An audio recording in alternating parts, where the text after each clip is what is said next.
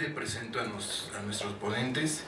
Está el doctor Adolfo Rodríguez Gallardo. Él es investigador emérito del Instituto de Investigaciones Bibliotecológicas y de la Información.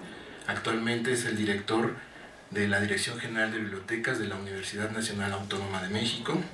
Enseguida, la doctora Lina Escalona Ríos, es expresidenta del Colegio Nacional de Bibliotecarios y actualmente es la coordinadora de la licenciatura de Bibliotecología y Estudios de la Información en la Universidad Nacional Autónoma de México. Enseguida tenemos al doctor Jaime Ríos Ortega, expresidente del Colegio Nacional de Bibliotecarios, hasta hace unos meses director del Centro Universitario de Investigaciones Bibliotecológicas y actualmente es investigador de tiempo completo en el Instituto de Investigaciones Bibliotecológicas y de la Información. A continuación tenemos al maestro Antonio Cobos.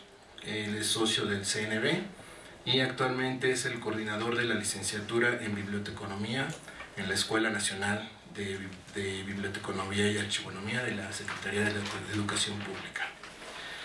Bien, la dinámica ya la mencionamos. Vamos a hacer un poquito más preciso este momento. El propósito que tenemos para la mesa es que nuestros invitados aborden dos temas específicos que van relacionados con la ética profesional. Aunque sabemos que hay bastantes temas que hablar sobre ética, el tiempo sí no nos da para poder hablar de todos ellos. Se eligieron dos, que en este caso, para poder abordarlos. El primero de ellos es sobre el acceso a la información y el segundo es sobre la confidencialidad y transparencia. Entonces, ya explicamos la mecánica. Vamos a tener una introducción al tema y aquí, como gusten, no hay un acuerdo previo en la mesa. Como gusten tomar la palabra, vamos a ir escuchando sus puntos de vista, dándole su tiempo y hacer las anotaciones correspondientes. El primer tema que vamos a abordar es sobre el profesional de la información y su participación en la promoción del acceso abierto a la información de los usuarios. Lo anterior nos invita a revisar nuestros archivos en el colegio y principalmente hacia nuestro código de ética profesional que data de 1990, en su aspecto particular que dice acceso a la información, y a la letra nos señala que el profesional de la bibliotecología deberá estar consciente del significado y valor de la información para el desarrollo nacional en todos sus aspectos, por lo que facilitará y permitirá el acceso a la información. Deberán oponerse a cualquier forma de censura en la prestación de servicios y en el desarrollo de las colecciones de los recursos documentarios, ajustándose a la legislación vigente y a las normas de las instituciones correspondientes. Y a este planteamiento le incorporamos nuevos condimentos, como es el acceso abierto, los asuntos, que este es un asunto que está muy en boga a nivel nacional, a nivel internacional, la rápida evolución de la tecnología de la información, de los formatos y de todo aquello que facilita el flujo de la información.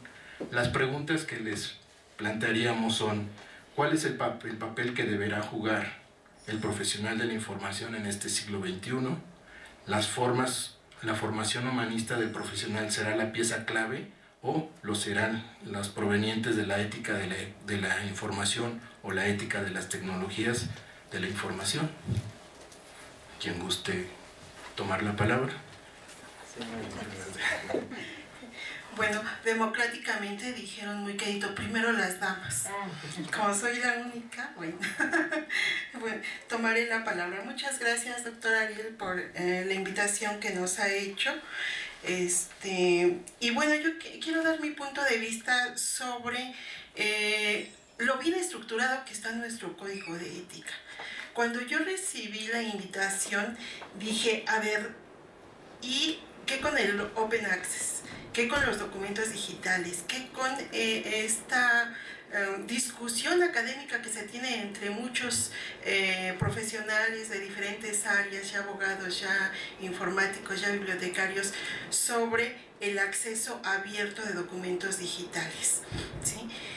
Y justo lo que señalaba nuestro presidente del Colegio Nacional es que en su primer artículo, por así llamarlo, del Código de Ética, nos señala claramente el acceso a la información y nos aleja de cualquier duda, ¿sí?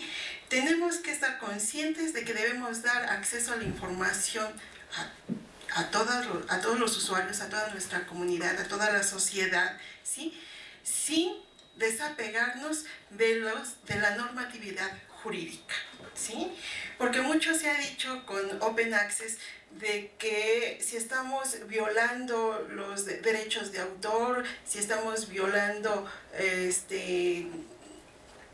derechos de usuarios incluso, bueno, nuestro código lo señala perfectamente.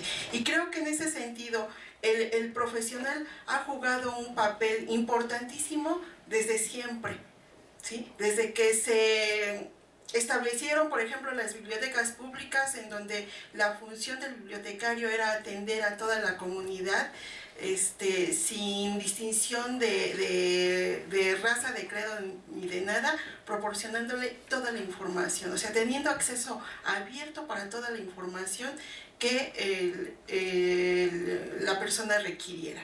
Entonces, el papel es y ha sido fundamental. Ahora, ¿qué nos ha pasado con Open Access y con los documentos digitales?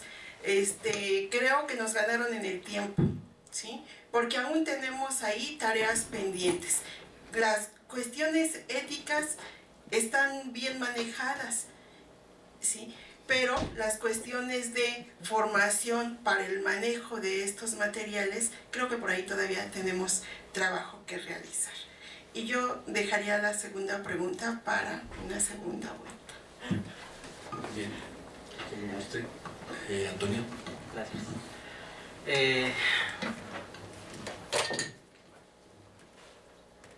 Perdón, buenas tardes. También agradezco la invitación del doctor Ariel a participar en esta mesa.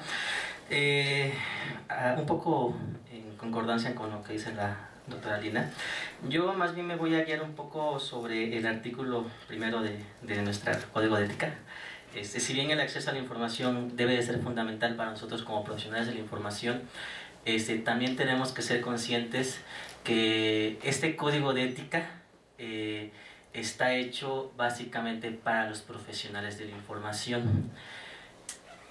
Los códigos de éticas, desde mi particular punto de vista, manejan más bien el sentido del profesional para el profesional.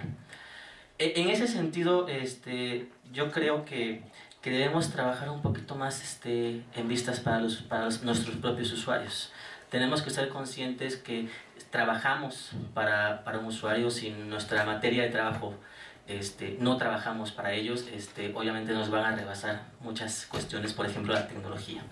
Si bien el acceso a la información nos dice y la premisa nos garantiza que todos los usuarios y todos los individuos tenemos que tener acceso a la información, yo creo que en ese sentido tenemos que retomarnos o replantearnos nosotros como profesionales qué estamos haciendo nosotros como profesionales para los usuarios. Repito nuevamente, tenemos que sentar las bases, tenemos que estar nosotros del otro lado del banquillo para saber qué estamos haciendo. Si no tenemos un acceso a la información garantizado por parte de los usuarios, yo creo que muchas veces ellos se van con el descontento, con la insatisfacción de que no se les está dando la adecuada respuesta a sus propias necesidades. Yo igual podría comentar muchas cosas más, pero creo que también le dejo para la siguiente pregunta.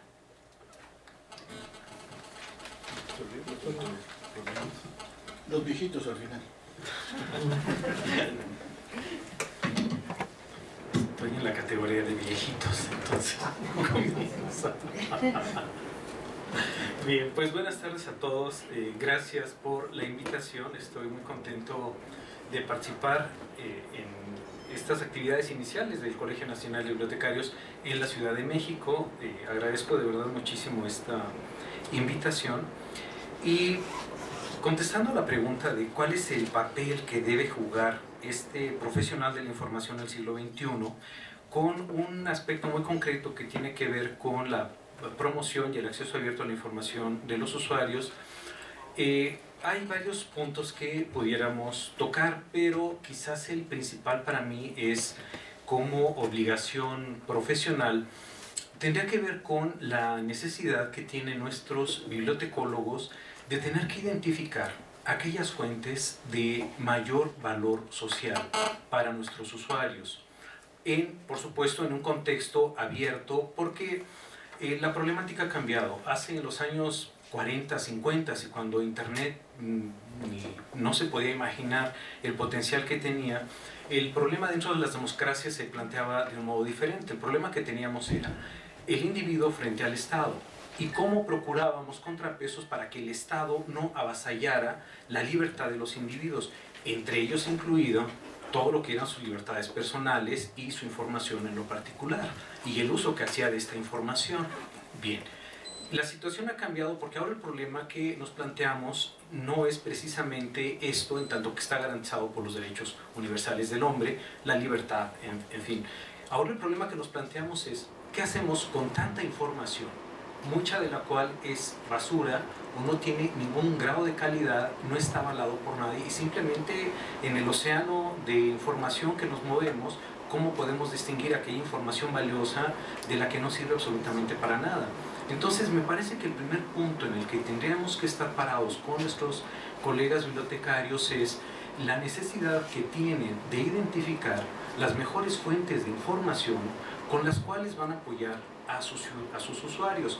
Pero aquí también quisiera hacer énfasis, porque usuario y ciudadano en un contexto democrático prácticamente estamos hablando de lo mismo, y esta identificación de fuentes tiene que ver con el hecho de tener que proveer aquella información que ayuda a estos ciudadanos a ser mejores ciudadanos en el ejercicio de sus derechos, y por lo tanto, como es la concepción en la democracia, una mejor información a partir de la cual se apoya la toma de decisiones de los ciudadanos, esto repercute en una mejor democracia y por lo tanto en un mejor sistema de vida para todos. Entonces yo creo que el rubro de esta selección es un papel que me parece esencial en este trabajo. Ahora, por otra parte, en lo que implica el contacto con el usuario, con el ciudadano de modo directo, habría que cuidar todos aquellos aspectos que por algún motivo violaran, afectaran la confidencialidad de toda aquella información que el individuo o ciudadano considera relevante e importante para sí mismo. Entonces, me parece que en estos dos ámbitos el bibliotecario tiene el deber profesional, el deber ético de tener que garantizar que toda aquella información que de modo personal le interesa a un usuario y que es en beneficio de él por las razones que él quiera, tiene que ser absolutamente cuidada y ser considerada como un elemento valioso que ayuda a la formación del individuo en cualquiera de sus fases, ya sea que tenga un proyecto cognoscitivo de aprendizaje, para decirlo en esos términos, o bien por razones de interés político, social, académico o lo que ella fuera. Entonces, a mí me parece que estas serían las dos líneas en principio esenciales sobre las cuales tendríamos que estar pensando que nuestros bibliotecólogos debieran estar cuidando en su relación con los usuarios. El otro punto sería que implica para este ejercicio un conocimiento muy serio de lo que son los derechos universales del hombre y cómo estos derechos universales del hombre deben ser cuidados en un trabajo práctico de flujos de datos y de flujos de información con las cuales convive diario nuestros bibliotecólogos en este contacto con los usuarios, como decía. Entonces, yo creo que en eso sí se requiere una formación absolutamente sólida, éticamente del mejor nivel posible, para que sobre la base de una concepción democrática en la cual están sentados muchos de los principios del trabajo bibliotecólogo, se esté cuidando y se esté preservando, porque el problema y el riesgo que se corre es eso, Y una vez que se rompen los principios éticos sobre los cuales se rige el trabajo bibliotecario, se rompe propiamente la razón de ser de estos bibliotecólogos en términos sociales. Gracias.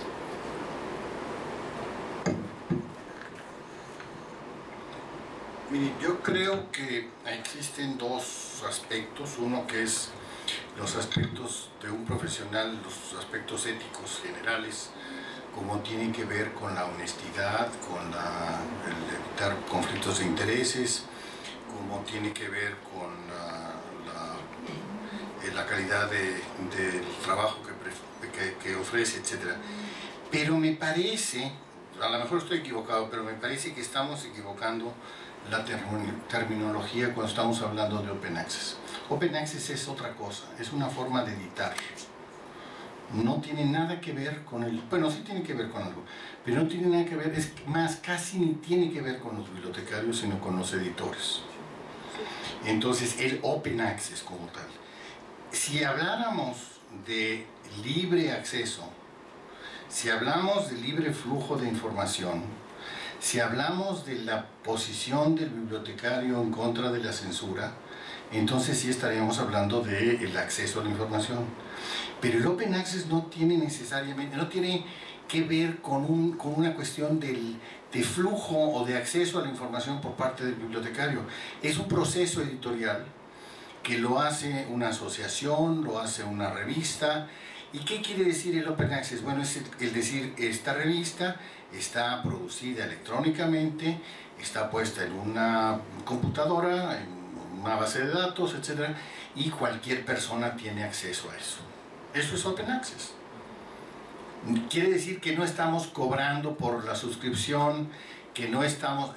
puede ser que estemos cobrando por la publicación del autor, pero yo no quisiera entrar en las características pero me cuesta mucho trabajo ver dónde está el problema ético del Open Access. Sí creo que hay un problema ético muy serio con los bibliotecarios cuando decimos cuál es lo que vamos a hacer en relación a que a un autor se le ha censurado, o que en una biblioteca ha sido retirado un libro determinado, o que está prohibido comprar tales revistas para una biblioteca. O sea, eso sí tiene un problema ético. El bibliotecario tiene que permitir esto o no tiene que permitir esto. Tiene que levantar la voz en contra de esta situación o no. Y yo creo que ahí el bibliotecario tiene que jugar, lo he escrito varias veces, el bibliotecario tiene que velar por dos formas esenciales de acceso a la información. Una es la que producen los autores, que es el velar por la posibilidad que tiene todo autor de decir libremente, sin ser sancionado, ni censurado, ni perseguido, aquello que considere que es su punto de vista. El otro aspecto es el que tiene el bibliotecario que luchar porque el usuario tenga el acceso a eso, nos guste o no, que dijo alguna otra persona. ¿Sí? Entonces, esos dos derechos los tenemos que vigilar. ¿Y por qué especialmente es importante el segundo? Porque el usuario no tiene quien lo represente en la sociedad. Los editores tienen las asociaciones de editoriales, de publicaciones, de lo que ustedes quieran, pero ¿ustedes conocen algún sindicato de usuarios de la biblioteca? Entonces, como no hay esa asociación, como no hay ese organismo de organismos públicos de la sociedad, es el bibliotecario el que tiene que jugar el papel del defensor de esos usuarios. Esto creo que tiene que ver, pero no tiene que ver con el Open Access, tiene que ver con el derecho a la información.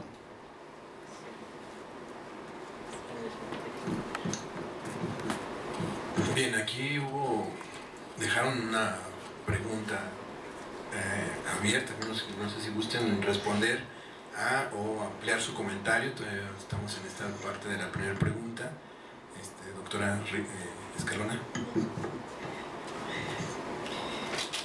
Bien, desde luego que sí estamos ciertos de que son dos cosas distintas, incluso lo habíamos comentado ya con el doctor Ariel, Open Access nos da otra dimensión de las cosas y otro tipo de discusión académica. Entonces, vinculándolo más bien a las cuestiones éticas para el acceso a la información o sobre el acceso a la información que deben tener los usuarios, pues sería fabuloso, ¿verdad?, que tuviésemos un sindicato de usuarios. Pero a falta de, claro que los bibliotecarios son los que debemos tomar las riendas del asunto y debemos de salvaguardar los derechos de estos usuarios. Y bien, yo me iría a esta segunda parte del primer tema. Si la formación humanista del profesional será la pieza clave o lo será la proveniente de la ética de la información, y entre paréntesis, ética de la tecnología de la información, ¿sí? Yo pienso, ¿sí?, que no tiene por qué estar contrarrestadas la formación humanística o la una o la otra. Dentro de la formación humanística, justamente, ¿qué es lo que nos caracteriza a los bibliotecólogos? ¿Sí? La conformación de valores, ¿sí?, la conformación de principios y la enseñanza de códigos que sepamos respetar y a través de los cuales salvaguardemos los derechos de todos nuestros usuarios. Y también incluso regula no solamente esos derechos, sino regula nuestra convivencia con los colegas y nuestro comportamiento en el ámbito profesional. Entonces, para mí va unida esta formación humanística o se complementa con esa serie de principios éticos y que van para todo tipo de documentos y de conductas. No solamente tienen que ver con tecnología de la información, es más, yo ahí sí desvincularía esas cuestiones tecnológicas que se podrán tomar de cualquier otra manera, pero una formación humanística sólida nos da esos principios éticos bajo los cuales nos debemos de responsabilizar ante la sociedad. Bueno, maestro Cobos. Gracias. Yo me voy a permitir citar dos cuestiones célebres del doctor Jaime Ríos, que aquí nos acompaña, que creo que va en el sentido del mismo tema. El doctor Ríos, en algún documento, retomando sus palabras de él, tanto hemos aprendido del doctor Ríos, él nos dice, el libre acceso a la información debe de ser como condición necesaria para la democracia. Y otro punto muy importante, que igual el libre acceso a la información como condición necesaria para el aprendizaje continuo. Yo creo que el libre acceso a la información como tal no tiene ninguna repercusión ética por parte de los profesionales. Nosotros debemos garantizar ese acceso a la información. Más bien, los problemas éticos directamente ya implicados en el profesional está en que nosotros les neguemos ese acceso a la información a nuestros propios usuarios. Indistintamente que sea por medio tecnológico, impreso, el medio que uno opte más idóneo. Pero creo que los problemas éticos ya entran cuando el propio profesional empieza a desvirtuar esa accesibilidad de la información, en no quererles dar la información que el usuario está solicitando, o querer mandarlos o darle otra información no tan necesaria en ese momento. Sí, bien. Escuchamos al doctor Ríos. Quisiera ahondar en algún aspecto en particular. Primero aplaudo y me gusta mucho que haya esa claridad metodológica de poder precisar qué se habla cuando se habla de Open Access y cuando se habla de acceso abierto. Me parece que eso es algo esencial de una discusión de este tipo y qué bueno que el doctor Rodríguez lo mencione. La parte que yo quisiera abordar como un elemento, me parece también relevante dentro de esta discusión, es el hecho de comprender lo siguiente. En el planteamiento inicial de la mesa se habla del profesional del siglo XXI. Y para mí el problema del siglo XXI, por lo menos ahora, en cuanto a una concepción de sociedad a la cual aspiramos, hemos estado hablando de las sociedades del aprendizaje, ¿no? de las sociedades, hacia las sociedades del conocimiento, si no recuerdo mal la expresión, de la UNESCO. Esto me parece esencial porque en esta concepción de sociedad hacia las cuales se piensa o se considera necesario arribar, el conocimiento como tal es la pieza clave, pero también en una condición democrática como la cual vivimos y a la luz de los problemas sociales que nosotros enfrentamos, me parece que la perspectiva más fuerte con la cual convivimos tiene que ver con la desigualdad en todos los órdenes. Entonces, en un ámbito caracterizado sobre todo por este gran problema, que si ustedes revisaran ahorita actualmente en las ciencias sociales, cuál es la determinante y qué es lo que más ocupa la atención de todos los estudiosos, tiene que ver con eso, con la desigualdad, con las brechas, con la falta de oportunidades, con la pobreza cognitiva, con la pobreza de proyectos de desarrollo y lo que ustedes quieran. Por donde vean, el concepto pobreza y desigualdad son los componentes. Ahora bien, en este sentido se ha pensado que el conocimiento y el acceso a él es una condición esencial para mejorar la condición, por supuesto, cognitiva de los sujetos y para mejorar su participación social. Entonces, algo que quizás está implícito en los códigos de ética es esta repercusión con el hecho de promover mediante todos los medios posibles este acceso a las fuentes de conocimiento, insistimos, conocimiento valioso, porque a los bibliotecólogos no les importa todo el tipo de información que mundialmente se produce, sería una locura. Pero sí nos interesa la información socialmente valiosa, particularmente lo que se conoce como conocimiento o el conocimiento que producen las instituciones de educación o de carácter avanzado. Entonces, yo creo que este punto debe considerarse también como un elemento relevante en la formación de nuestros estudiantes. Gracias, doctor.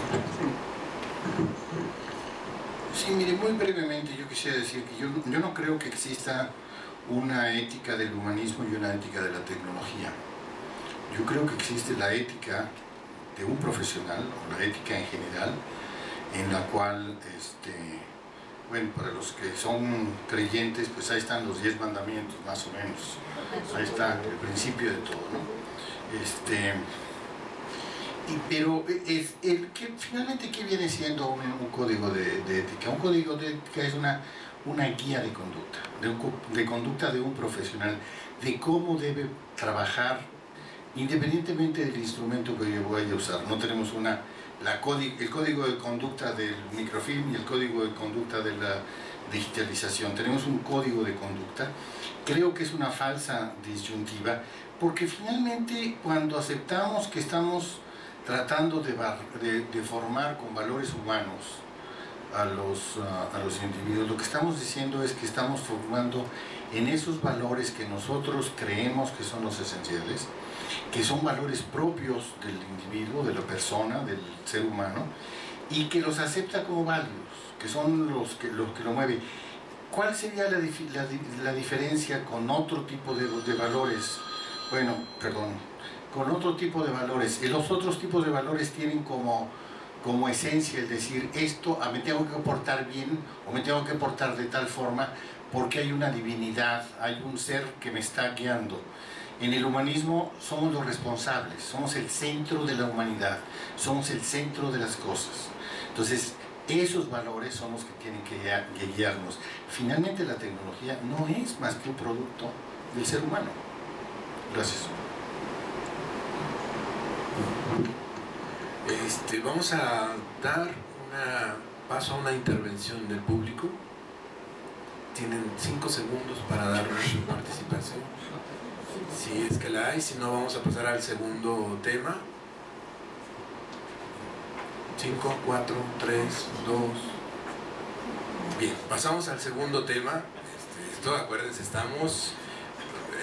esto nos va a llevar, creo que a la dinamización de esta mesa, y por lo tanto un poco irnos acercando a estos puntos de vista que nos están dando sobre lo que es nuestro código de ética en el Colegio Nacional de Bibliotecarios y cómo está presentado. Ya nos los hizo ver la doctora Escalona. La siguiente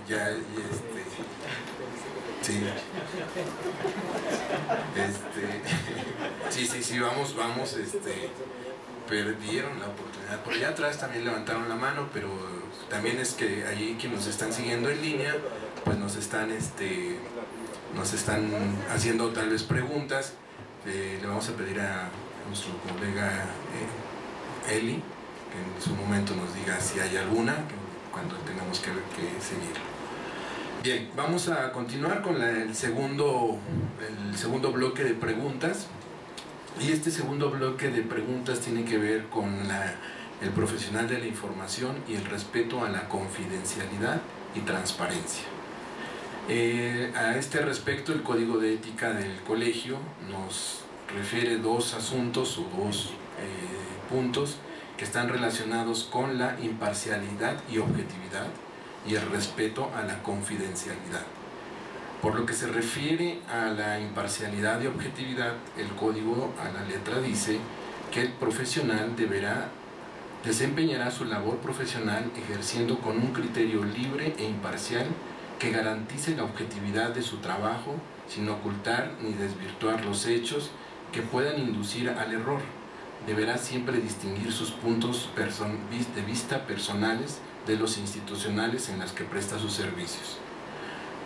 Acerca del respeto a la confidencialidad, el código señala que el profesional guardará total reserva de los hechos respecto a la información solicitada o recibida o los datos personales del usuario, así como a materiales consultados o prestados, a menos que lo autoricen los interesados. En este momento que estamos viviendo, donde la privacidad y confidencialidad se está perdiendo y se está sintiendo amenazada por todo este entorno digital, y el rol principal del profesional de la información está centrado más en la administración de las colecciones que en determinar los recursos humanos que deberán involucrarse en la infraestructura de una biblioteca digital, las preguntas que les hacemos a nuestros ponentes son: ¿los profesionales de la información y aquellos que están egresando de las escuelas están comprendiendo con alta conciencia y claridad la importancia que tiene la imparcialidad y objetividad, así como el respeto a la confidencialidad? La conjunción de valores, ética y trabajo profesional obliga a que sea necesario hacer replanteamientos al Código de Ética del Colegio Nacional de Bibliotecarios. De ser así, ¿qué debería de hacerse como gremio para atender las nuevas demandas de los individuos y sociedad? ¿Vamos como iniciamos o doctor Rodríguez? Mire, yo creo que me queda muy claro en cuanto a la confidencialidad. Creo que es muy claro el decir, bueno, nosotros no tenemos por qué divulgar qué es lo que cada uno de los usuarios está leyendo. Esto, por ejemplo, en los Estados Unidos, a raíz del ataque de las Torres Gemelas, se pasó una ley patriótica. En la ley patriótica se establecía que el FBI podía preguntar en las bibliotecas qué es lo que estaba leyendo cada uno o qué es lo que había leído. Entonces la American Library Association se enfrentó a un problema ético realmente de decir, ¿puedo o no, debo o no los bibliotecarios permitir que se sepa? El problema es que es diferente cuando hay una orden judicial, cuando hay un cargo contra alguien que se cree que, y un juez determina que es necesario saberlo, a que llegue un policía y diga, yo quiero saber, Brenda Cabral, qué fue lo que leyó. Y entonces la American Library Association hizo una recomendación que fue: borren los registros. Borren los registros y si les pregunta el FBI, digan qué está leyendo en este momento, para no caer en un delito, pero no digan qué leyó. Entonces yo creo que esa es una parte importante de la confidencialidad que el bibliotecario tiene que tener con sus usuarios, a menos de que exista una orden judicial que por algún delito que se le imputa a una persona puede... La transparencia a mí me parece esencial. Yo creo que nuestro trabajo tiene que ser muy claro. Los dineros que se nos dan normalmente son dineros públicos, pero reconozco que hay instituciones privadas que también... Entonces, ¿cómo gastamos este dinero? ¿A quién le contratamos qué servicio? ¿Cuánto pagamos por cada libro? ¿Cuáles fueron los descuentos si es que nos los dieron?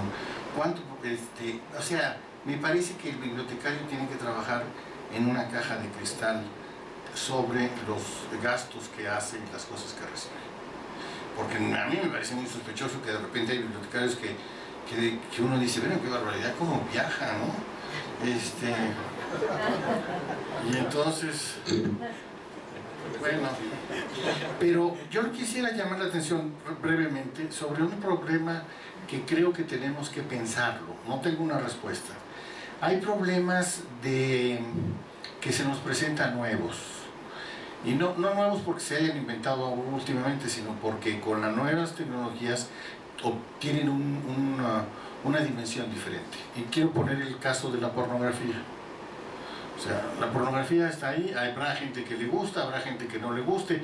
Yo no soy nadie para decir si lo deben ver o no, ya los adultos que lo vean. Pero el problema viene cuando, ¿qué hacemos con los niños? ¿Se los prohibimos o no se los prohibimos? Y entonces ahí viene una discusión muy importante, porque nos podemos enfrentar a cosas tan difíciles como que la biblioteca diga no y los padres digan sí. Y entonces ahí se los dejo. ¿Quién tiene razón?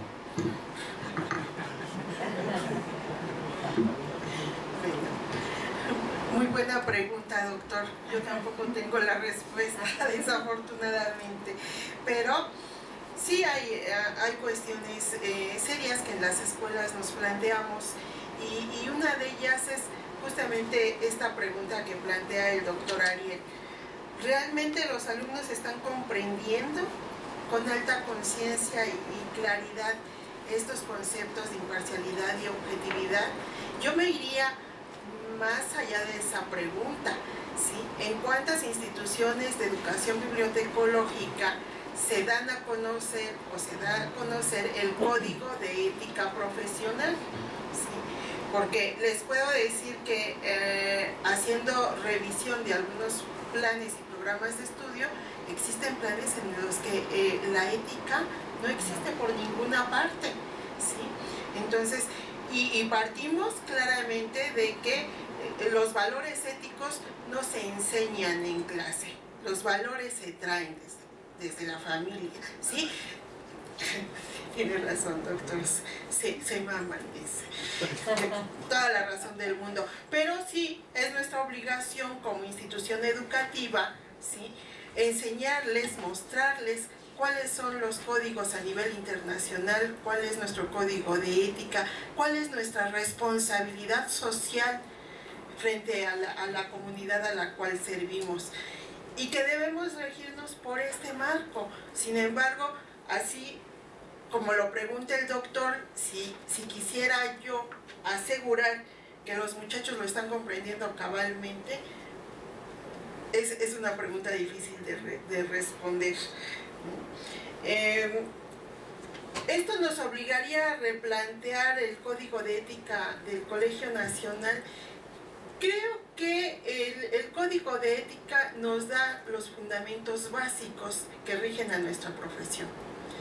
Habrá que ver si esta vinculación con los usuarios tiene que ser más estrecha, tiene que ser mucho más concreta, y no referirse en términos generales a que debemos de satisfacer las necesidades de información de la gente, ¿verdad? Creo que en ese sentido es donde se tendrá que hacer una revisión seria. Y los demás aspectos que ya había mencionado el doctor Ríos, por ejemplo, ¿no?, de las cuestiones de acceso y de disminuir esas brechas que se están abriendo entre gente que tiene acceso a la información y gente que no la tiene, entre pobres y ricos, y entre todas estas brechas que debemos de luchar mucho porque se hagan menos densas, ¿no?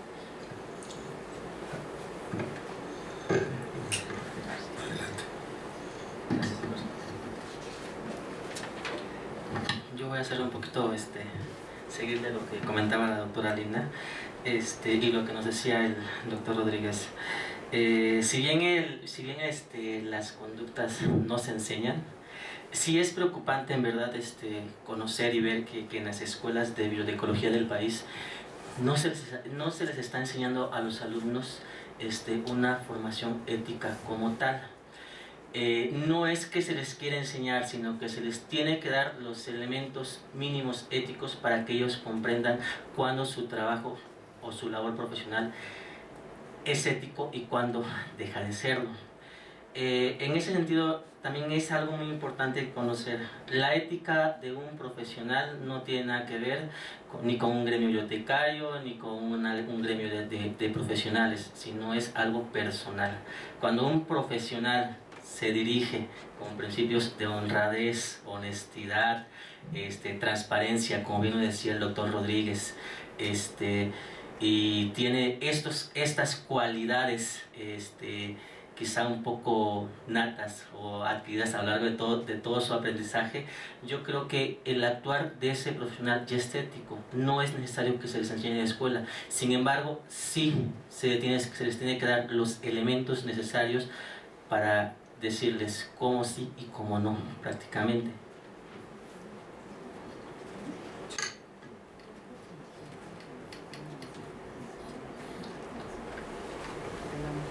Empiezo por la pregunta que deja abierta el doctor Rodríguez. Creo que me pone menos nervioso el tema que a la doctora Lina, por la temática que aborda y según le escucho. Pero me parece que junto a la necesidad de tener que contar con fuentes de información de diversa índole, hay un principio que poco se ha trabajado en términos de desarrollo de colecciones, pero más que allá en términos de como una determinación, digamos, de orden técnico o normativo técnico. A mí me gustaría hacer énfasis en un aspecto que tendría que ver más bien como una directriz, si me permiten verlo así. Yo preferiría hablar que la formación de nuestros estudiantes tendría que estar basado en algo que se llama pluralidad orientativa. ¿Esto qué significa? Que junto a fuentes que nosotros consideramos perniciosas, que pueden llevar al pecado, una serie de cosas, o que pueden afectar la salud mental de los individuos, tiene que haber también otras fuentes de información que pongan en contexto y en perspectiva académica, científica, social, el tipo de documentos que se tienen. Entonces, digo, señalo esto de modo general y a modo de un mal ejemplo. Simplemente creo que es importante hablar de algo que se denomina pluralidad orientativa, para que el asunto no quede, digamos, como reducido a uno de sus aspectos. Junto a eso, bueno, hay otras posibilidades que tendrían que revisarse de este modo. Simplemente lo señalo como ejemplo y sin tratar de respuesta amplia al punto. El otro aspecto que a mí me interesa destacar tiene que ver con lo siguiente. En efecto, el bibliotecólogo, digamos que maneja dos tipos de bienes. Maneja el bien público, que es el conocimiento que se produce por instituciones de orden social que están garantizadas su supervivencia por los impuestos de los individuos, en fin, es decir, en nuestro caso como universidades públicas, instituciones de educación superior que producen conocimiento, y el manejo de recursos económicos. Entonces, en un caso, por supuesto que está obligado a la rendición de cuentas, pero necesariamente, ¿por qué? Porque los recursos no son personales, son públicos, no son de él, y por lo tanto, esto que señala el doctor Rodríguez, que me parece de vital importancia, no hay un uso personal de los recursos. En todo caso, se justifica en función del beneficio social que devuelve a los individuos de los cuales está haciendo uso de esos recursos. Entonces, claro que hay que apoyar y que hay que aplaudir estas iniciativas de transparencia al máximo de estos recursos, una obligación ciudadana donde tenemos que trabajar. Bueno, ya hablamos del bien público, la necesidad que tiene el bibliotecario de promover este aspecto, y me quiero detener en otro más, que me parece de total relevancia. Es muy común observar, y hay una molestia muy grande de los bibliotecólogos cuando vienen colegas de otras profesiones o de otros ámbitos a ocupar los puestos de dirección y ese tipo de cosas. Y molesta mucho porque simplemente se dice, bueno, él no es bibliotecólogo. De algún modo se está haciendo referencia al conocimiento, al espíritu de gremio profesional con que se va a hacer un trabajo de orden especializado. Y claro, es el punto. A mí me parece que aquí el trabajo que se tiene que hacer es la necesidad que tenemos como bibliotecólogos de difundir y hacer que se ejerza y se cumpla lo señalado en ese código. ¿Por qué? Porque si no caemos en otro extremo donde se exculpa muy fácil a la gente porque omita o sea omiso en el cumplimiento de las obligaciones que tiene respecto a esta práctica bibliotecológica, que tiene que ver con promover el acceso a la información, con dar los servicios de mejor calidad para sus usuarios, etc. Y simplemente se queda en el extremo de decir, ay, pues claro, como no es bibliotecólogo, y entonces pareciera que el otro punto queda ahí bailando, y no. Me parece que una obligación fundamental del bibliotecólogo es que a la otra persona que por alguna razón está ahí, por la que sea, por sus cuates, porque lo eligieron, porque el padrino, lo que ustedes quieran, siempre es esto, me parece que es esencial que el bibliotecólogo también propugne, porque esa persona que llega ahí, aún no siendo bibliotecóloga, tenga que ejercer ese código de ética profesional, porque si no, pues lo otro es culpa de un modo absolutamente elemental, y además que fácil, pues como no soy bibliotecólogo, no estoy obligado a hacerlo. Y no, cuando una persona se incorpora a una biblioteca, se está incorporando a una institución democrática que tiene el conjunto de valores con los cuales desarrolla su trabajo, y que por tanto esa persona haya llegado por las razones que sea, tiene obligación de trabajar sobre ese código. Es decir, la persona podía o no haber elegido estar ahí, o sea, nadie le dijo, trabajas en la biblioteca o aquí te mueres, a nadie le dicen eso, o por alguna razón, claro, en lugar de castigo te vas a la biblioteca, qué pena, qué mala suerte, pero una vez que estás ahí, tu obligación ética, personal, moral, profesional y como quieras llamarlo, es este ejercicio y ese compromiso de los valores que están implícitos y que forman parte de esta institución tan esencial que se llama biblioteca. Perdón si me extendí. Te sobrará un minuto. Bien, doctor. Yo quisiera hacer un par de precisiones. Yo creo que evidentemente el bibliotecario, según lo dice el Código de Ética, debe garantizar la objetividad en su trabajo, etc. No termino de entender el término objetividad en el trabajo. A lo mejor es que no haga trampas o alguna cosa por el estilo. Porque la imparcialidad y la objetividad yo creo que no son tan esenciales en el bibliotecario como que el bibliotecario tiene que abrir las posibilidades de que puntos de vista diferentes sean, aunque no sean objetivos. Por ejemplo, a mí no me gustan algunos de los trabajos que hacía, ¿cómo se llamaba aquel periodista de la época del Porfiriato en contra de Juárez? Me parecen que son detestables, pero son muy importantes para entender un momento de la historia de México. Entonces, bueno, pues hay que dejarlos ahí, no porque a mí me molestan, los voy a quitar. Entonces, habría que tener cuidado de qué estamos hablando, de qué objetividad. Y dos últimas observaciones. Yo creo que no debe haber un curso de ética, debe haber una enseñanza ética. Cuando enseñamos a selección y adquisición, hay que señalar los puntos éticos de esa práctica. Cuando señalamos o sea, creo que la carrera, no sé, es como que si nos dieran un curso de civismo o de religión en la primaria, ¿no? Entonces, así, los que siguen esto son buenos y los que no, se van al infierno. Entonces, es dentro de la práctica profesional, dentro del ambiente profesional, cómo, para hacer mi trabajo, ¿cuáles son las pautas éticas que debo seguir? No digo que no se dé en algún lugar una charla de un par de horas sobre los valores y las éticas y la ética profesional. Pero creo que se debe dar en todos los cursos. Yo recuerdo cuando se cambió el plan de estudios del Colegio de Bibliotecología que decían, es que no hay cursos de humanismo. Pues yo decía, bueno, la clasificación la inventó ¿quién? Y los recursos de referencia las hace ¿quién?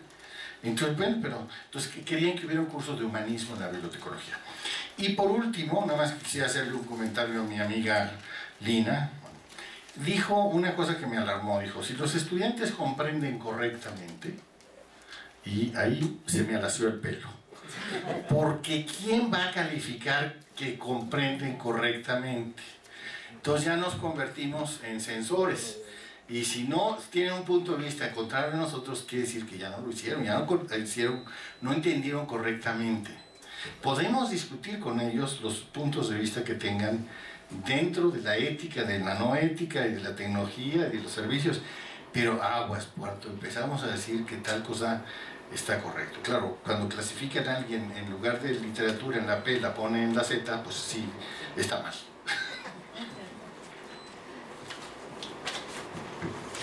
Una última intervención por parte de la mesa y ahora sí, si ya tienen preguntas, las podemos retomar. Tendrán un poco más de segundos para formular sus preguntas. Este punto que toca el doctor Rodríguez me parece de vital importancia. Una pregunta que nos preocupa mucho es si los valores pueden ser enseñados. Parece ser una pregunta sencilla, pero en realidad es una pregunta muy compleja.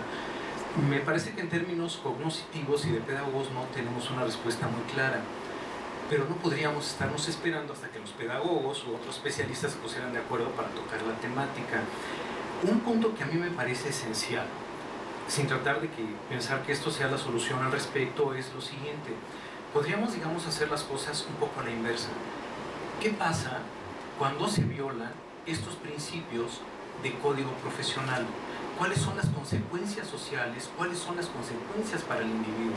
Porque entonces me parece que es recuperando, valga la expresión, el valor social de estos valores profesionales los que dan pauta y los que nos dirigen sobre la necesidad de tener que hacer efectiva su observancia y su aplicación. Entonces, planteémoslo a la inversa, porque si no el problema es, bueno, y están ahí, ahora ¿cómo los enseñamos? Pues quién sabe, en fin, aquello parece confuso, pero me parece que no, porque derivado, el problema de los valores es que concluyen en acciones. El problema de los valores no es algo abstracto que simplemente queda en el corazón de los individuos, o su alma buena o su alma mala. El asunto es que de los valores se derivan acciones. Entonces, ubiquemos un poco también la problemática en términos de decir, bueno, ¿y qué pasa cuando un profesional no observa el principio 1? ¿Qué pasa cuando no observa el principio 2? Y así todos y cada uno de ellos, en términos profesionales de sus usuarios y en términos sociales. Nada más, gracias. Sí, gracias. Doctora Elena. Bueno, sí, totalmente de acuerdo, doctor Ríos. Efectivamente, es difícil responder. Sin embargo, yo me atrevo a decir lo que dije anteriormente. Los valores no se enseñan, ¿sí? Los valores se traen, ¿sí? Y lo único que podemos hacer en las escuelas es darle los principios, ¿sí?, que dan todos los códigos, que da nuestro código, para enseñarles, también lo decía Antonio Cobos, que sí y que no, o cómo sí y cómo no hacer las cosas. El que lo haga o no va a depender del estudiante o del bibliotecario en ejercicio. Perdón. Y aquí hago referencia a otra cosa. No me escandalicé con lo que me mencionaba el doctor Adolfo, porque estoy cierta de que, por lo menos en las bibliotecas que conozco, no hay acceso a pornografía, ¿sí?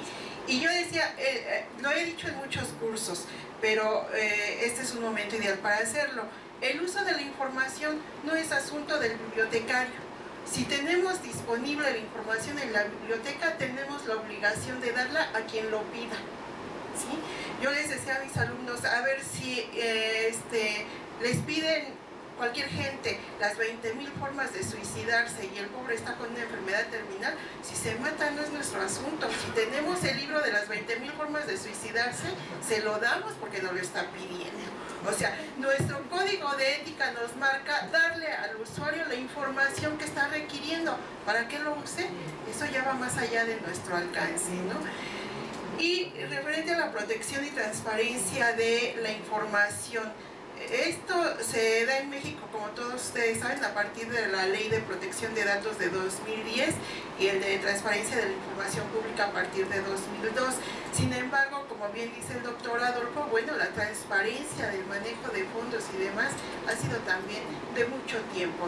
No es más que poner normativa a algo que ya se venía dando de alguna manera y donde ya estábamos vinculados los profesionales, tanto los bibliotecólogos como los archivistas, en este manejo de conceptos y de información.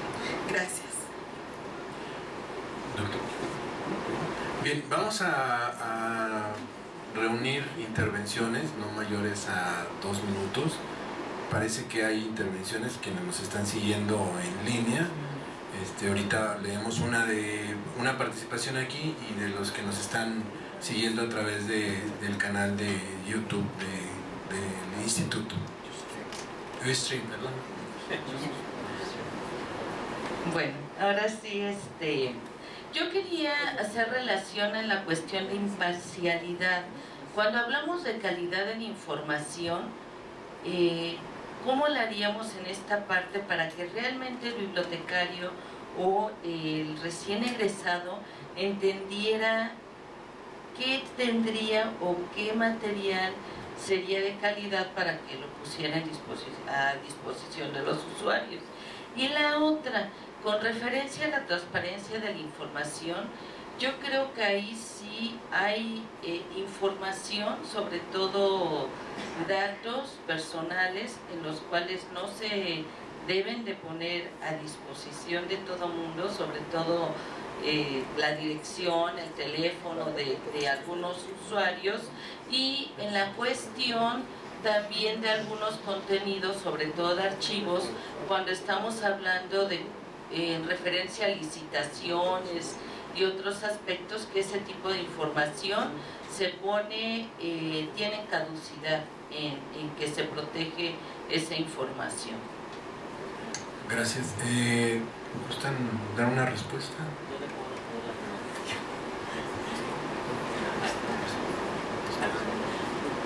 Yo le puedo dar una respuesta desde mi particular punto de vista, doctora, de la primera pregunta que habla sobre la calidad. La calidad de la información no depende del profesional, ni de la ética, ni de cómo le estamos dando la información al usuario. La calidad de la información depende del valor que le está dando ese usuario a la información. Nosotros le vamos a proporcionar la información, si es de calidad o si le es útil, o el valor que el usuario le añada a esa información que se le está proporcionando. Yo creo que ahí está implícito la calidad, directamente en el usuario, el valor que le está dando, no en el profesional.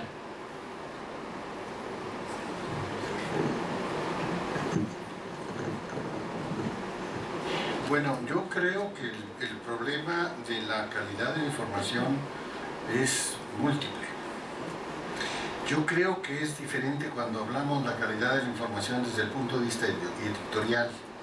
¿Cómo un editor decide que lo que va a vender, lo que va a producir es de calidad? Porque no quiero que nadie quiere producir simplemente porquerías por venderlo. Evidentemente ellos quieren vender, pero si estamos hablando de editoriales más o menos serias, digamos, ¿cómo determinan los editores?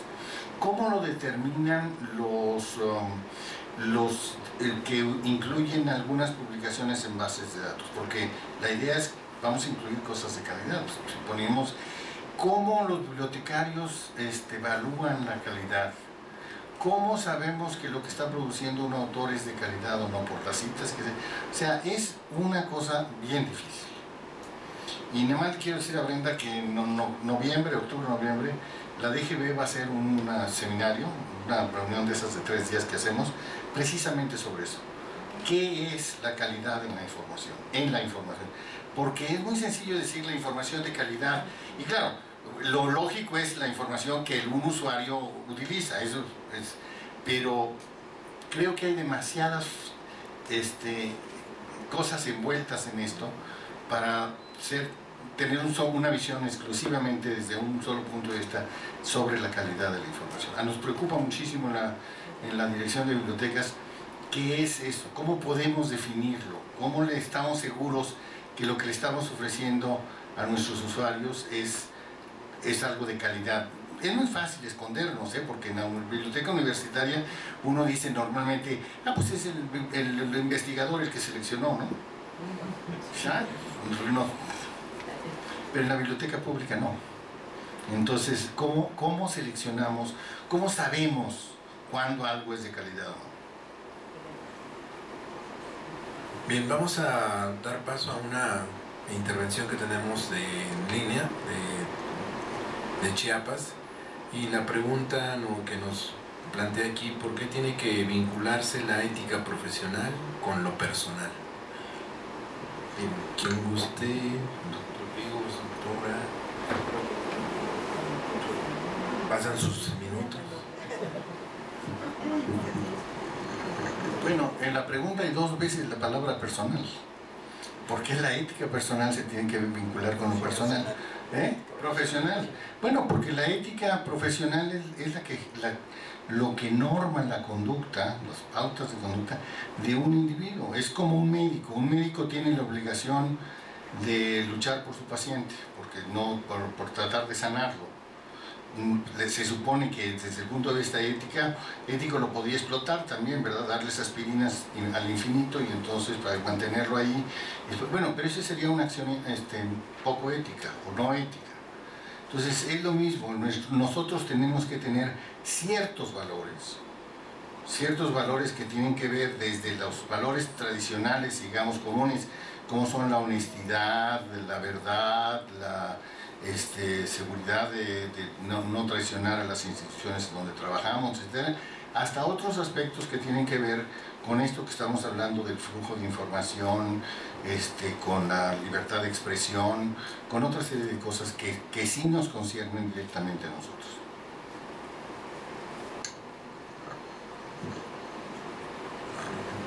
Hay una parte de la pregunta, de la segunda pregunta que hizo la doctora Brenda, que me parece que no hemos contestado, que tiene que ver con la información, con los datos, ¿no?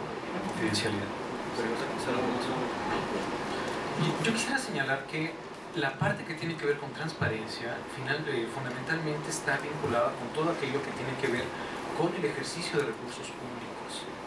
Solamente, bueno, claro, hay otro tipo de información que implica, cuando está de por medio, cosas que tienen que ver con la seguridad del Estado o información que ponen de algún modo en peligro la estabilidad de las instituciones, pero me parece que aquí el punto fundamental siempre es el referente del bien de la institución o el bien común. Por lo tanto, si hay elementos que tengan que ver con el uso de recursos públicos, su ejercicio, la racionalidad con que está administrando, etc., pues hay todo el derecho de pedir cuenta de ellos. Pero cuando esta información pone en riesgo la seguridad de los individuos, pone en riesgo la seguridad de las propias instituciones, insisto, en una perspectiva de bien común es cuando se dan estos candados y cuando se ponen esos altos, ¿no? Por lo demás, hemos insistido en que el bibliotecario tiene que ser un defensor del individuo, de la persona. Entonces, por supuesto, si lo que hago atenta o se va a prestar a que de algún modo afecte a la persona en su libertad individual, en su ejercicio ciudadano, por supuesto que eso no se puede permitir, ¿no? Entonces me parece que son las limitaciones de orden social y personal que están en juego. Bueno, ya nada más un punto con la pregunta que nos hizo desde Chiapas, un poco en concordancia con los que nos dice el doctor Rodríguez. Si bien tenemos un código de ética que nos regula a todo el gremio, a todo nuestro gremio profesional, también es cierto que la ética profesional por esencia es libre y le compete de manera individual a cada profesional. Yo, Antonio, no puedo tachar ni decir que no es ético tal persona, porque digo, vaya, es la forma de hacer su trabajo. Eso, la ética profesional también es en un sentido personal. Cada quien tiene la forma de llevar a cabo el trabajo prácticamente. Bien, bueno, ya el tiempo se nos agotó. Yo finalmente, digo, como moderador, lo único que les podría resumir de toda esta riqueza de comentarios que nos dejaron, siento que hay una serie de reflexiones en función de que si los valores los traemos ya, si la ética profesional la debemos conocer al momento que estamos en las aulas o al momento que estamos en la práctica profesional con un profesional que ya tiene un cúmulo de experiencia en este sentido, de entender cada uno de esos principios que nos plantea nuestro código de ética. Creo que es momento, y todo el tiempo quienes estamos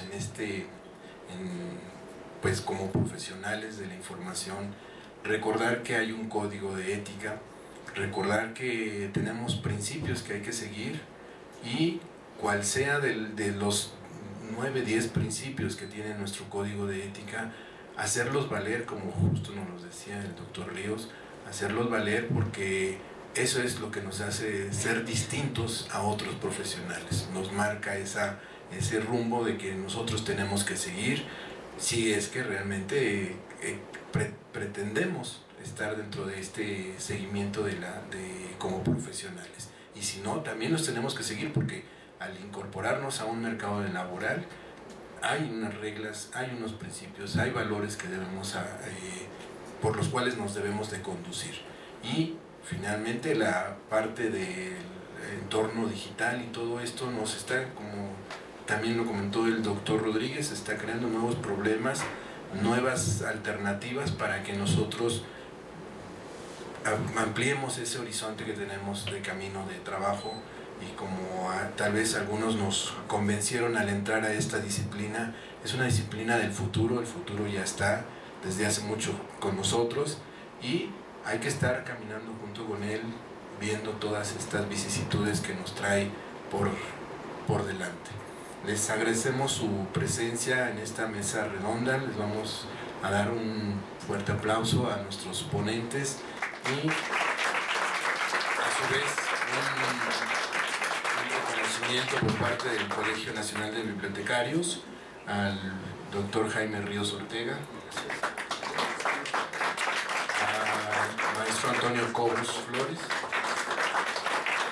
a la doctora Lina Escalona Ríos, al doctor Adolfo Rodríguez Gallardo.